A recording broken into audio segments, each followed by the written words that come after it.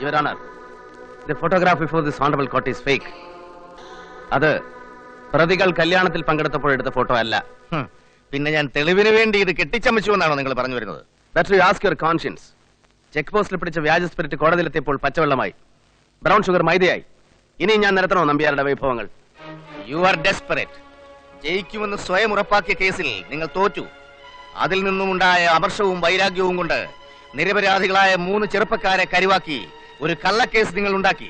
Yes, I am desperate. നിരപരാധിയായ ഒരാൾ ശിക്ഷ അനുഭവിക്കേണ്ടി വന്നതിൽ എനിക്ക് ദുഃഖമുണ്ട്, നിരാശയുണ്ട്, അമർഷമുണ്ട്. ഇന്ന് യഥാർത്ഥ കുറ്റവാളികളെ കണ്ടെത്താൻ കഴിഞ്ഞതിൽ ചാരിതാർത്ഥ്യവുമുണ്ട്. ചാരിതാർത്ഥ്യമുണ്ട് പോലും നിങ്ങൾ പുച്ഛിക്കും. കാരണം ആ വാക്കിന്റെ അർത്ഥം നിങ്ങൾക്കറിയില്ല. അഥവാ അറിഞ്ഞാൽ തന്നെ ആ അനുഭവം നിങ്ങൾക്കുണ്ടായിട്ടില്ല.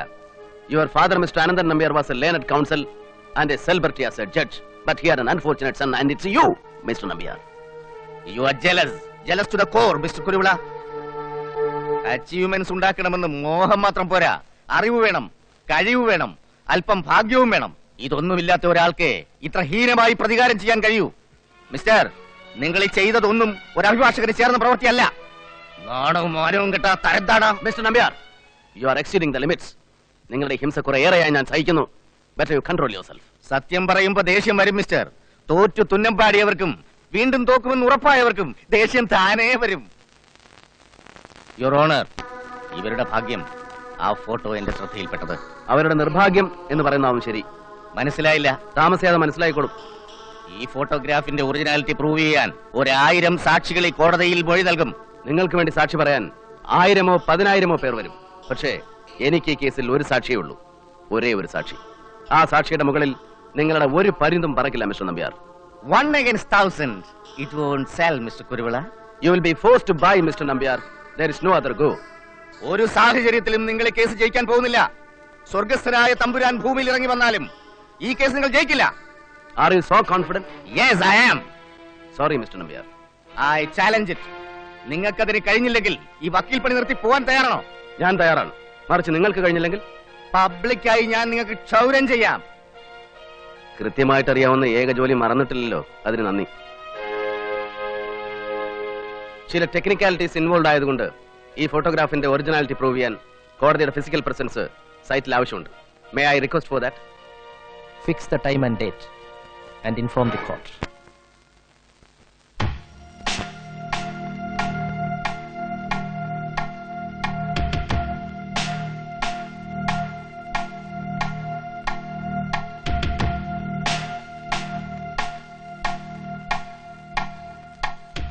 സർ, ഫോട്ടോയിൽ നിഴൽ കാണുന്ന സ്ഥലത്ത് തന്നെയാണ് ഇപ്പോൾ നിഴലെത്തിയിരിക്കുന്നത്.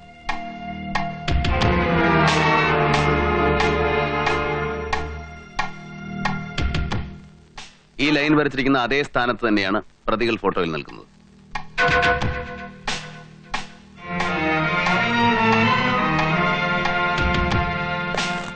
ബാല, ഇപ്പൊ സമയത്രേ?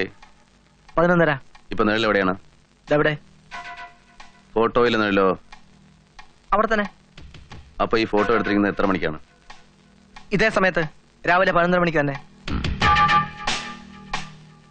പക്ഷേ ഫോട്ടോയിലെ ക്ലോക്കിലെ സമയം വൈകിട്ട് 5:30. അപ്പൊ ഈ ഫോട്ടോ പ്രതികൾ കല്യാണത്തിൽ പങ്കെടുത്തപ്പോൾ എടുത്ത ഫോട്ടോ അല്ല. തെളിവുണ്ടാക്കാൻ വേണ്ടി ഒരു കല്യാണ സെറ്റപ്പ് ഉണ്ടാക്കി പ്രതികളെ നിർത്തി മാച്ച് ചെയ്യുന്ന വിധം എടുത്ത ഫോട്ടോയാണ്. I hope you are fully convinced. Yes.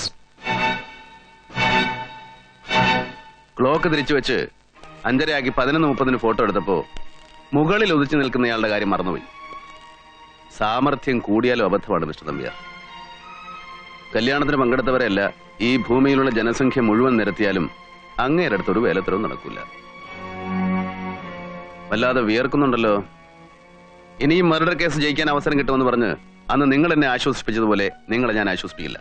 കാരണം അതിന്റെ ദുരന്തം അനുഭവിക്കാൻ പോകുന്നത് ഏതെങ്കിലും പാവം നിരപരാധിയായിരിക്കും. ഈ കുതന്ത്രവും കുബുദ്ധിയും ഉപയോഗിച്ച് കേസ് ജയിക്കുന്നതിൽ എന്ത് സാറ്റിസ്ഫാക്ഷനാ ഉള്ളത്? നാളെ മക്കൾക്ക് പറയാൻ വേണ്ടിയിട്ടെങ്കിലും ഒരു കേസെങ്കിലും മര്യാദയ്ക്ക് വാദിച്ച് ജയിക്കും. ബാല, ഈ മാർക്ക് ലിസ്റ്റും തിരുത്തലും ഒക്കെ പണ്ട് മുതലേ ഉണ്ടായിരുന്നു എന്നാ എനിക്ക് തോന്നുന്നു. പിന്നെ തീർച്ചയായിട്ടും ഉണ്ട് സാർ. ഇല്ലെങ്കിൽ ഇവിടെ പലരും 6ാം ക്ലാസ് പോലും പാസ്സാവുമായിരുന്നു സാർ.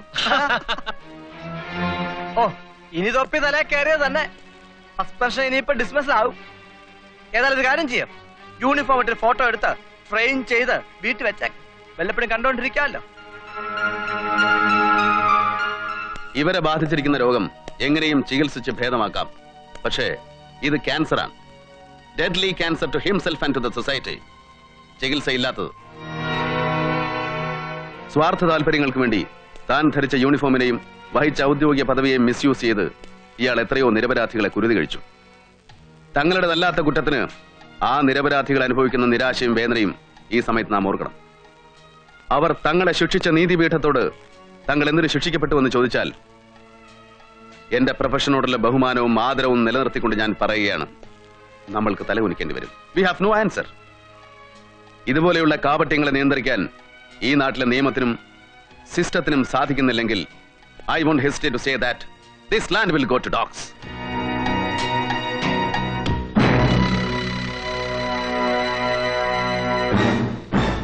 വിശ്വാസമുണ്ടെങ്കിൽ അകമുറുകി പ്രാർത്ഥിക്ക് മനസ്സിനെ ബാധിച്ച വിഷമിറങ്ങാൻ. അതിനും കഴിയില്ലെങ്കിൽ get lost from the face of the earth forever. ഒരാളുടെ നഷ്ടം കൊണ്ട് ബാക്കി 92 കോടിക്ക് ഒന്നും സംഭവിക്കില്ല, മറിച്ച് ലാഭമേ ഉണ്ടാവൂ.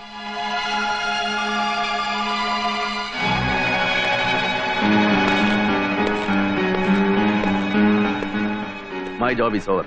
The rest can be decided by the court. Shall I take leave? As you please.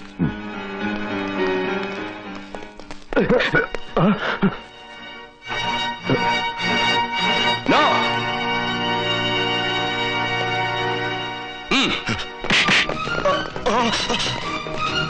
Raji!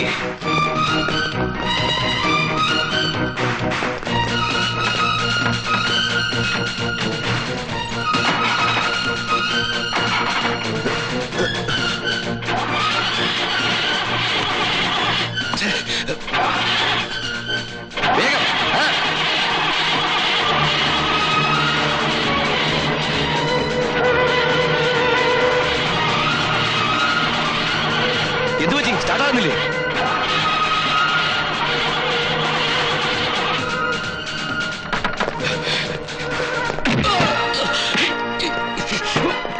ഇറങ്ങി വരണം സാർ. ഡ്രൈവർ വിട്ടോ.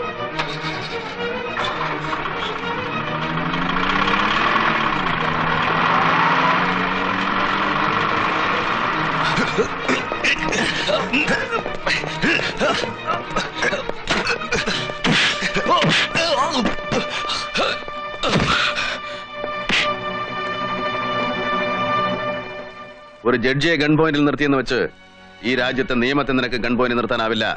അത് കാത്തുരക്ഷിക്കാൻ കറുത്ത ഗവനിട്ട 10,000 ഇവിടെ.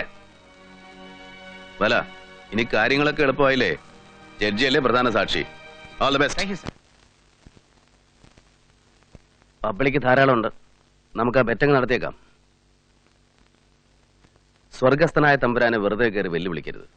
ധിക്കാരമൊക്കെ ഭൂമിയിലുള്ളവരായിക്കോ, മേലിലെങ്കിലും സൂക്ഷിക്കണം. ഇല്ലെങ്കിലേ ജന്മം വെറുതെ പാഴായി പോകും. വരട്ടെ.